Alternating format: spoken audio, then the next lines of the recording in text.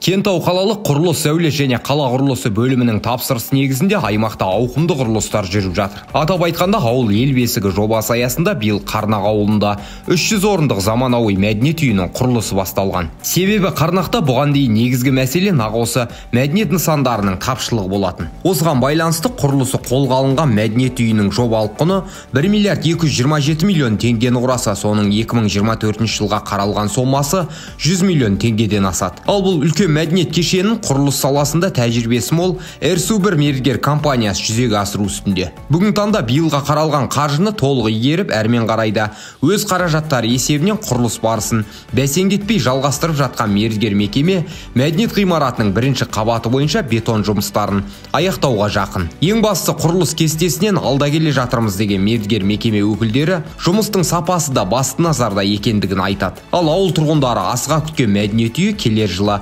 қолданысқа тапсырылады деп күтіліп отыр. Кентауда салынып жатқан осы және өзге де нысандар бойынша қалалық құрылыс сәулет және қала құрылысы бөлімінің басшысы Данияр Байсейітов жан-жақты баяндады. Қазір құрылыс барысы іргетас құю фундаментінен шығып нулевой отметкеге жетті. Енді плитасы қойып кладкасы басталады. Құдай қаласа қаражат жағынан қолдау тапса, 2025 жылға қаржы қаралатын болса, бұл нысан толығымен қабылданып пайдалануға берілетін болады. Экспертизамен 13 ай уақыт берілген, 13 айда құрылысын бітіреміз. Бұдан бөлек бізде кредиттік 5 қабатты 60 пәтерлі тұрғын үйдің құрылысы жүріп жатыр. Қазір таңда 5-ші қабатын аяқтау сатысында. Құдай қаласа осы қазан айының соңына дейін ол үйді тапсырамыз деген мақсатымыз бар.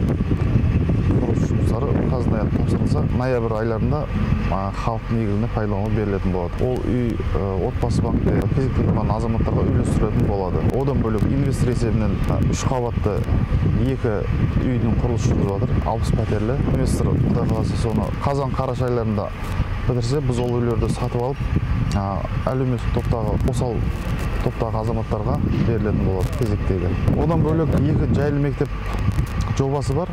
Жайлы мектептің жер телімдері толығымен самұрық қазынаға берілді. Енді біздің тарапымыздан ол жерге инженерлік инфрақұрылым тарту жұмыстарына конкурс өткізілді, мердігер анықталды. Қаржы қаралған жағдайда құрылысы 2-3 айда аяқталатын болады. Кентау қаласы оңтүстік аумағында 55 гектар жер телімі бар. 55 гектар жер телімде 21-22 жылдары ауыз су мен канализация электричество жүргізілді.